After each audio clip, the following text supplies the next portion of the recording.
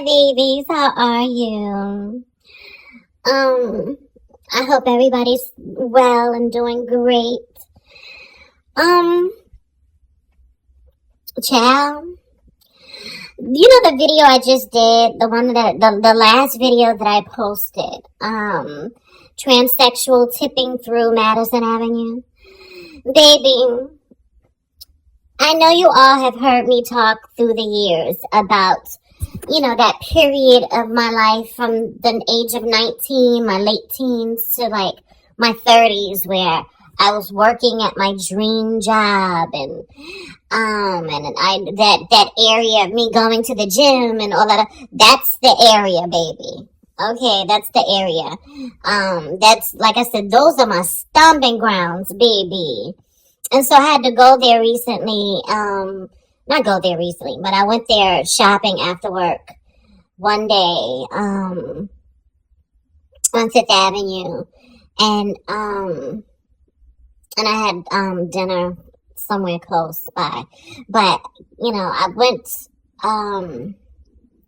what am I trying to say, child? I give so much information and details that I be losing track. Okay, I went there. So that's the neighborhood. That's to give you an idea of whenever I would talk about that little girl, me, the young dame who would be on the side of the Dwayne Reed crying because she, someone had spooked at her job and she's been stealth and she thought someone spooked. I would be outside in that area, like right in that area, just boo-hooing, like, oh my God, what's gonna happen if everybody in my job knows that I'm, one of the dolls? And cause this was at a time where there were no protections for trans women. You rarely saw us. You really didn't. I think I might have been the only doll there. I mean, this corporation had hundreds, thousands and thousands of people, just in that building alone. But yeah, I would cry. But this is also where I grew a lot in my womanhood. I grew as a person and as a woman. This is where I met a lot of interesting people and started a lot of really interesting relationships. Oh, baby, it was so heavy going back there and seeing how much it's changed. I just cried because I just remembered. It just brought back so many memories. But yeah,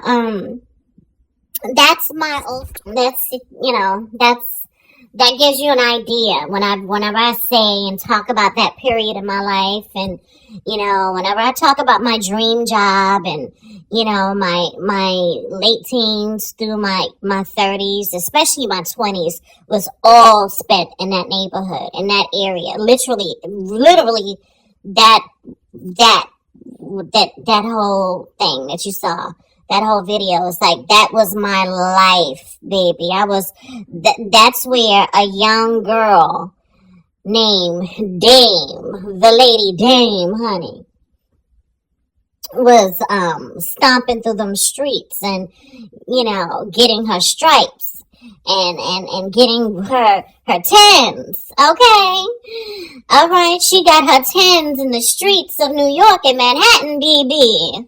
Oh, yeah. Anyway, my loves, I was at work and I chuckled because I was thinking about all of my crazy experiences in my teens and my 20s. I would say my early to mid 20s were wild, but no, really my 30s were wild too. I slowed down once I hit 40. Okay. But literally, bitch, my teens, my 20s, and my 30s were like so fucking wild. I didn't have the reins to this carriage. I had to take the reins back because I was just a wild carriage and just going wild. Just going down a hill without any reins and any stops I was just really wild. I was just moving fast and life was going fast. I was living. I was living my life. And I thought about all of the crazy people that I met. And I remember when I was in school, and I was in college, right? I would have, because I would go to work. I would go to school 3 days out of the week. And then I worked. I would work. But there was a period when I was in college, just like before I moved out of my mom's house, right? That I just went to school. And then eventually I got a job in college. It wasn't at the college, but it was in college that I was able to afford, and I was able to get my own apartment and take care of myself. But the first year of college, I was still at my family's house, right? What was I? Was I at my family's house? Yeah, I was. I was at my family's house. That was so damn long ago. So I just worked. I had a job. I had a job that I did on days that I didn't work. And then eventually I had a full-time job at my dream job that I keep talking about. One of my dream jobs. And then I would work and go to school like either at night. I remember going to school at night, certain nights. And then eventually I just did like the online stuff just to get, just to finish up. But anyway, I remember this was when I was still in my mom's house. It was my first year. I moved out of my mom's house my first year of college. So this was just before I moved out. I might have found my place already, my apartment, but I was still living at my mom's. And anyway, this particular day I was in school, and how school was for me in college. I remember one semester I had a crazy schedule because I would have, now my college was far away from my home. And so I had to travel to get to my college. So, my schedule, I think my first class was like 8:30 or something like that. And then my next class was like 2:30 in the afternoon. And which was crazy. And I was like, I can't do this. I don't even know why I took that fucking schedule, because I was like, I can't do this and then go back home and then come back. I couldn't do that. I couldn't travel, spend all that time in the morning traveling to get there just to go to one class and then travel all the way back home and then have to travel all the way back just to get there for the afternoon classes. That wasn't how it worked. So I was just like, you're just going to have to hang out and do what you do. Sometimes I would, do my papers in the library. Sometimes I would have breakfast or eat, or, I would hang out in the area, because I knew a lot of people in the area. And of course, the girls the girls made their money and how they made their money. And so I was no different, it was the perfect, child, I'm telling all my business. It was that break in my schedule was the perfect time for me to make some money. When I wanted to. So, but bitch, I was making money in school. Cause, I don't want to say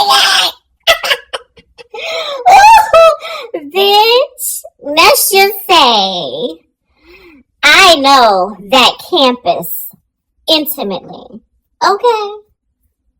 Bitch, she has been busting it wide open all over that motherfucking campus. Okay, but she got her coin.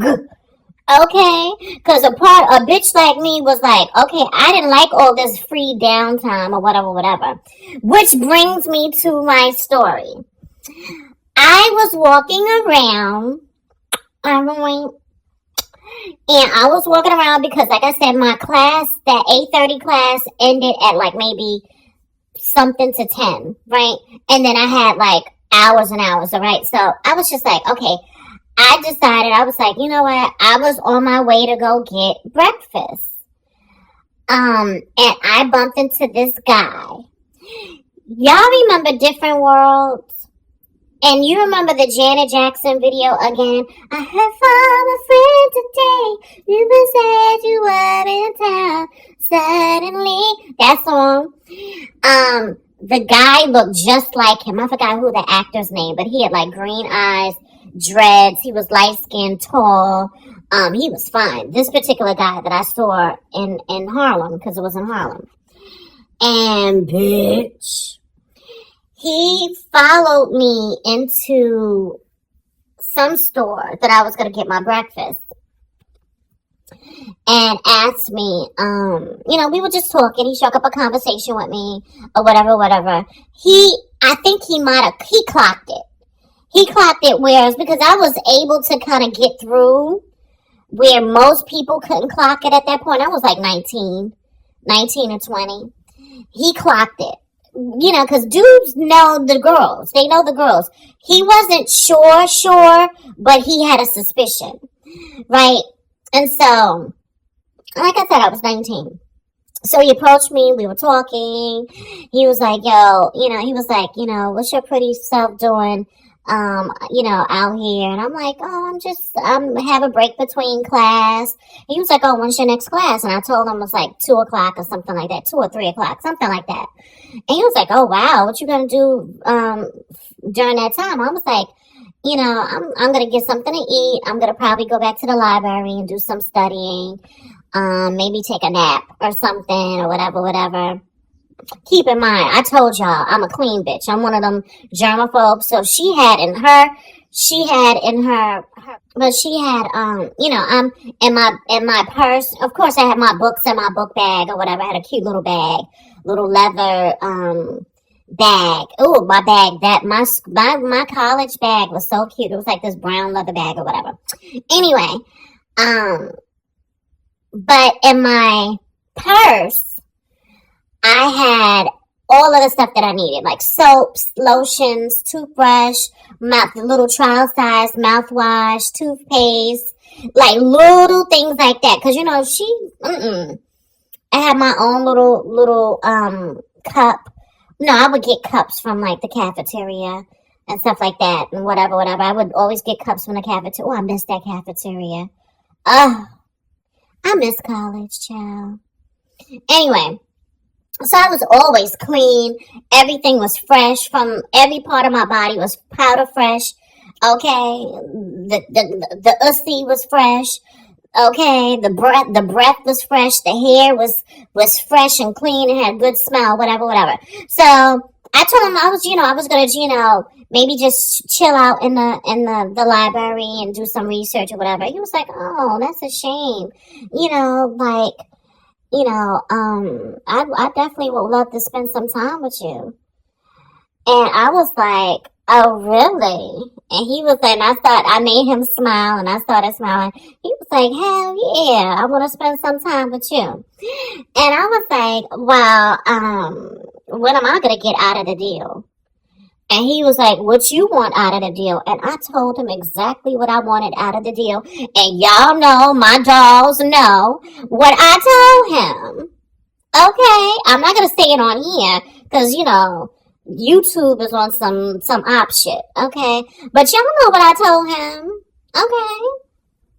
I told him exactly how much, I told him exactly what I wanted. And he was like, all right, cool. I remember we drove, let me think. I think he had everything that I asked for, or he went to go get it. I'm trying to remember. I just remember it was like in the morning and it was broad daylight and stuff like that. And he drove, I went inside his car. I used to do a lot of crazy stuff like jumping in niggas' cars, but I went inside his car. And I think he stopped. I was in the passenger side of his car and handled his business and got me what I needed and wanted and what I asked for, if you know what I mean. And, he had to go to the teller and everything. I'm trying to remember if he went. I think he went to the teller, or the ATM. I don't know if he went to the ATM. I think he went to the teller. I don't know. I think he did go to the teller. And then he took me back to his house, right? He took me back to, I know what I'm gonna title this video. It's gonna make y'all key. Ooh. Anyway, yeah, he got me what I want. He got back in the car and took me to his house. And I remember he lived on a block in Harlem that was so clean. Well, all of Harlem back then to me was clean. Especially Strivers Row and stuff like that. But he took me somewhere like a block that I had never seen in Harlem. I think it's the block where Louis Farrakhan lives. Like, Farrakhan has like what do you call it? A brownstone in there. I don't know if he still does, but I know that back then he did. And he took me back to his house. Was it a brownstone? I think it might have been a brownstone. Because I was messing with a lot of guys that had brownstones over there. Bitch, I messed with a lot of guys from Harlem. I'm gagging. I'm just realizing I was a hoe out in these streets in Harlem. Anyway, he took me back to his house. I remember his couch faced his bathroom, which was weird in itself. But I understand now how he did it, because apparently he used to bring a lot of people home. And so I think he had, he always kept, like when I was there, he didn't have any doors on his bathroom, which is crazy. But all I know, this is the scandalous part, okay? While I was on the couch waiting for him to get ready, because he already had told me that he wanted to be on the bottom. And back then, I was, like I said, I was 19. I had just started taking my hormones. And even though I was a lady, a girl needed her coin. I mean, damn it, I shouldn't have said that. A girl needed what he promised, what he gave me, what he, wound up giving me. And it was a cute coin, okay? For me to be 19 and not really have to pay anything yet, because I was, I was still living at home. So, I'm watching him, right? Bitch, why did he take one of them hoses? Them hoses, baby? Why did he attach one of them garden hoses? It was like a big old hose. And I could see it from the fucking couch. I think he had attached it to his faucet, sat on the toilet, and douched his ussy out. And I just remember sitting there like, what the fuck? I was like, look at this fucking egg fuck. That's all I kept thinking about! And the funny thing was, he was one of those guys that claimed that was like bisexual, that loved the dolls, but he might have had like a couple of experiences with the dolls and had, but I can tell that he was like a step away from being a total gay man. Like there was something in his energy that I was just like, oh, he's one of the girls. And I knew I wasn't going to allow him to top me or whatever. Plus he didn't, whatever. My mindset back then was different. Even though my mindset, I always wanted to be the bottom girl. I was a girl. But I think I'm going to have to do another video where this guy kind of SA'd me around that time, just before. And then was another, he SA'd me and whatever. But then there was another guy. I kept bumping into guys that kept wanting me to top them. Right? So anyway, that's neither here nor there. I'm watching him douche his ussy. And I'm just like, he was in there for about 10 minutes, douching that ussy. He cleaned out his whole colon, probably. But I was just like, oh. But then he did like an actual douche after he cleaned that usty out. Like a summer's eve douche. And I was just like, oh, this bitch is motherfucking fierce. Like, but not for nothing. Mother was clean, honey. Bitch was powder fucking fresh. She, first of all, honey, she was powder fresh. She was clean. I got to know, no, I can't say I think we talked for, about an hour after we finished up, and, you know, he was a nice guy. I think he wanted more. Well, he did. He asked for my number. Did I give him my number? I don't think I gave him my number. I think I told him I was going to call him or whatever, but I never really called him. I don't know. I think as much as I appreciated him wanting to be clean for me, I didn't need to see that. Because, like I said, his bathroom didn't have any doors. And his couch was facing the bathroom. So I saw it all. And I just was like, ugh, girl, you were doing too much. I was just like, this bitch couldn't motherfucking, but now I understand. Like, she wanted to be able to see what was going on in her apartment, which I understood that. But, bitch, it was just too much, honey. But, honey, I was doing stuff like that a lot. Bitch, I remember the first time I learned how to deep throat. Well, the first time that I deep throated, I used to love lying to guys and be like, I never really did that. But this particular guy, he lived on 147th and 7th, I think. Oh, bitch, one thing about me, all them niggas was fine. All the dudes that I was like, and they were in, there was so many tranny chasers in Harlem back then. There was so many download tranny chasers. They were every fucking where. Do you hear me? They were everywhere. These dudes were everywhere. Cause I don't think it was a coincidence that I was just bumping into them. But yeah, that was one time, child. I remember another time, I had sex with one of my teachers at that school. Oh, I want to tell you the motherfucking course, but if y'all kind of put your thinking caps on and did your research, you would know the school from some of the stuff that I would say. And then if I told you the course, you would probably Google him and probably he would come up. Just certain things that I would say. So I'm not going to tell you the course. But all I can tell you, that particular professor was one of the youngest professors at that college. I think he might have been the youngest. But honey, he was the youngest professor at that fucking college. But bitch, he was fine. Oh, he was motherfucking fine. He was so fucking fine, he looked like one of the students. He was so young and he was so fine that he looked like one of the students. And bitch, he was a big old bottom.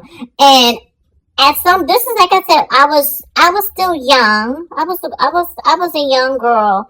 I went from being a total bottom to being SA'd, and then the guy made me do certain things.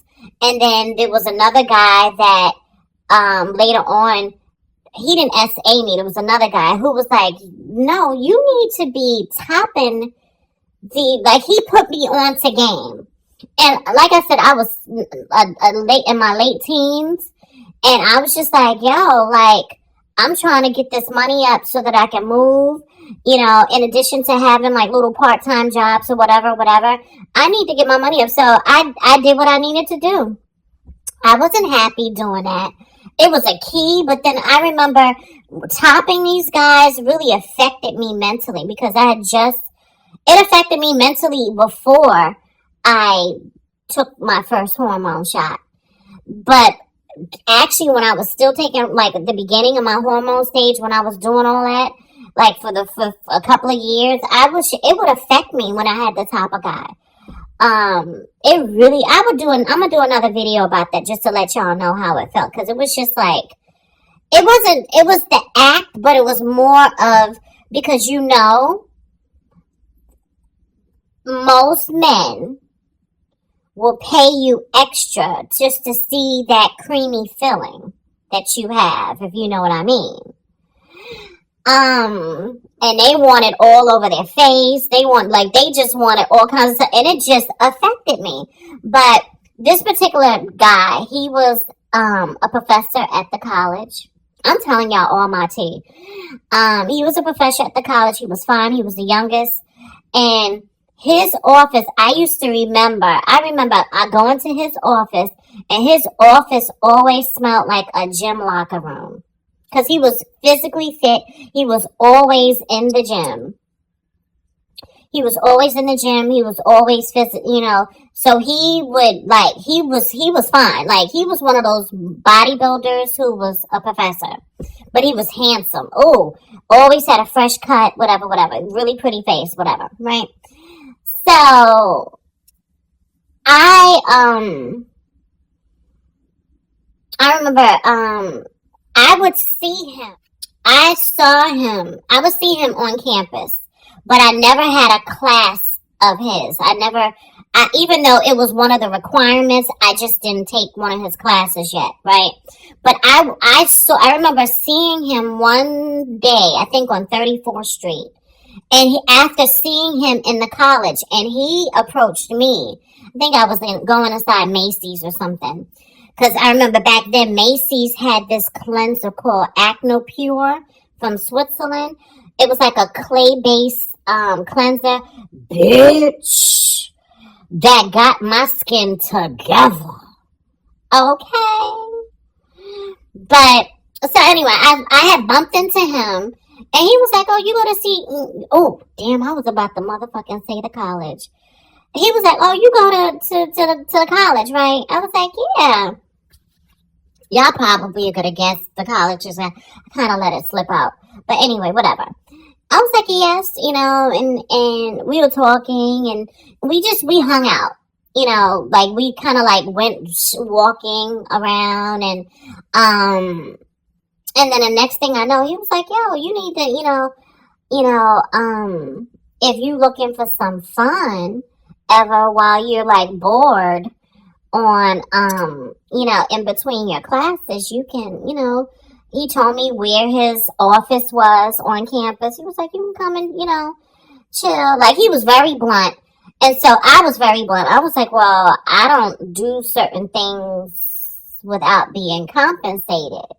And he was like, oh no, I know, it's not, cause at some point in the conversation, I told him that I was trans, yada, yada, yada. He told me, like, the other guy was like, I wasn't sure. He was like, but the professor didn't know that I was trans. He thought I was a biological woman. But when I told him, he was like even more interested. Right. Well, he was interested regardless, but he was just really like adamant, like, oh, I want to do this. I want to try this or whatever. So I told him what I needed. And okay, I told him what I needed, and he was like, oh yeah, and so I remember the first time the next time I went back to school, I don't think I went right away, but I think I might have poked my head, because one of his office was near one of my classes. And so I had to pass his office, even though I didn't have his class, if that makes sense. And so I remember poking my head in just to say hi. I poked my head into his office just to say hi, and he was like, oh, hey, how you doing, beautiful? And he was like, did you decide on when you wanted to schedule an appointment with me? He had to try to make it seem professional. I was like, yeah, we can do it next Thursday or whatever day I told him. He was like, all right, cool. I love, he was like, you look really nice today. I was like, thank you. So do you. But baby, I had went to his office the next week to do, he gave me what I needed, again, what I asked for, and he had everything that I needed. And we did it in his office on campus. I was always having sex on campus, though. That was so crazy. Bitch, I had sex all over that campus, between the faculty and the students, or random dudes that I would sneak into that I would meet in between my breaks, that, I was working. I was going to school and I was working, if you know what I mean. Right? But the experience with this professor in his office, now mind you, he was fine. The two things that overwhelmed me the most was the smell of his office. It smelled like gym socks and sneakers. And he really needed like a stick, like he needed like some sort of deodorizer in there. And the actual act, it traumatized me. But it didn't stop me from going back a couple of times just because, he had my coin, right? But it traumatized me because when he was a bottom, another chaser who was a bottom, he was pretty much bisexual. He might have considered himself to be straight, but when he was bottoming, it triggered a childhood trauma. And that he would snap into and snap out of. And he would start crying, and then he would start saying things like, oh, it hurts.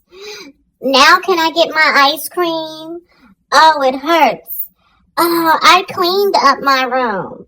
Oh, it hurt. Like, it was just weird. Okay, like, it was clear. And he would say a lot of other stuff that would freak me the fuck out. He'd be like, Mommy, I'm good. Am I good now? Like, I don't know what happened between him and whoever in his childhood. But, bitch, he equated having sex. I don't know what he was doing. But he equated having sex with his trauma. And it came out when he was being on the bottom. And he literally was crying. And it triggered me. Because it triggered my own SA and trauma. But after we would finish, he would snap out of it and be the nicest and happiest person. And be like, I remember one time,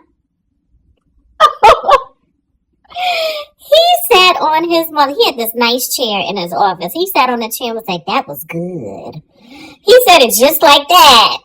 And he was just all on the floor, busting it open. He had body, baby.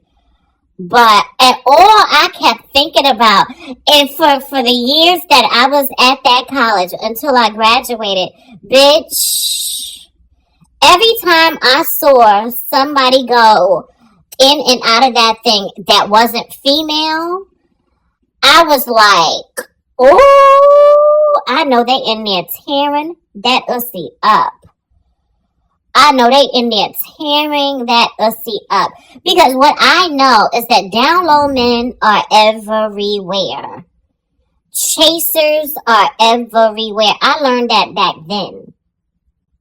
I learned that almost most of these guys could be had.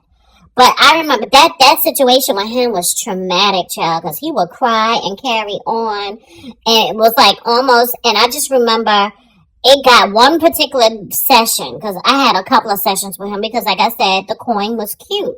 The coin was, imagine going, you have a job, you have everything that you need, you have a job, you have everything that you need, and then somebody wants to give you extra on top of that, like a lot extra on top of that. Like, it was just like, I didn't really need for anything. And so, it was cute. So, but I remember one time, he was just carrying on and crying and like really crying real loud and whimpering. And he would whimper, but he started to say really bizarre things that it just, and I think he could tell that it was affecting me. And I remember we stopped and he was like, okay, I'm sorry. I know I'm doing too much. Well, no, I'm trying to get exactly what he said. Oh, I just had it on the tip of my tongue. It wasn't, oh, I'm doing too much. He stopped. He was like, I know I'm probably carrying on too much and it's freaking you out or something to that effect. And I shook my head, yeah, like, oh girl, you doing the most.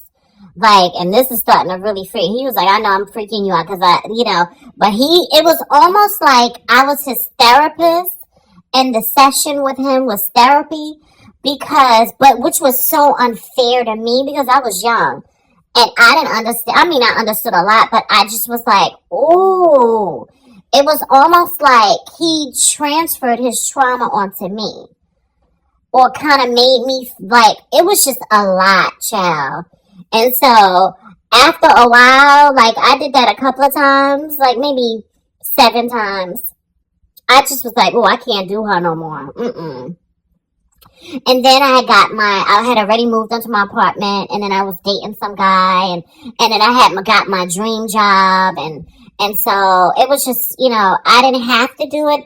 I didn't have to do it then, but I literally damn sure didn't have to do it, after a couple of years. Dealing with him was always extra, like saving for a rainy day, like getting that money, saving for a rainy day or whatever. But yeah, child, ooh.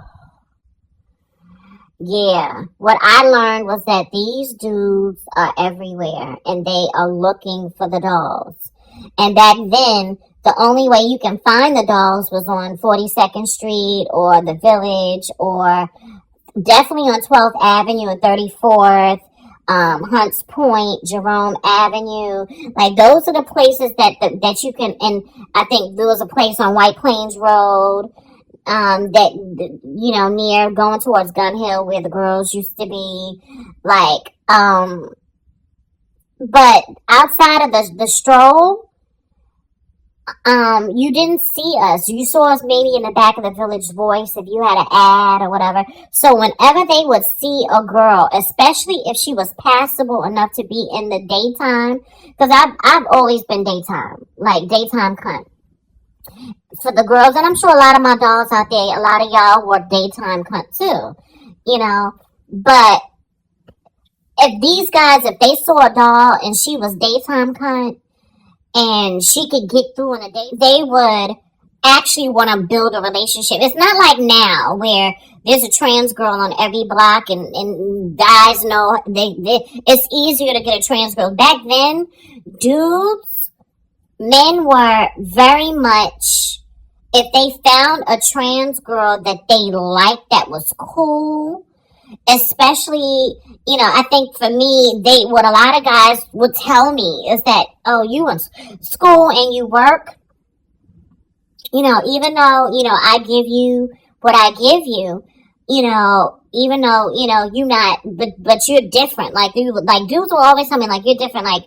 But those dudes will always want to build a relationship. Like, dudes back then were trying to move me out of my mom's house. Like, way before I got my own apartment, dudes were always trying to get me to move out of my mom. Like, they would want me to move in with them, which thank God I never did because that would have been a disaster. But yeah, like back in the days, men were looking for the dolls. Like they were like, and it wasn't the stereotypical John.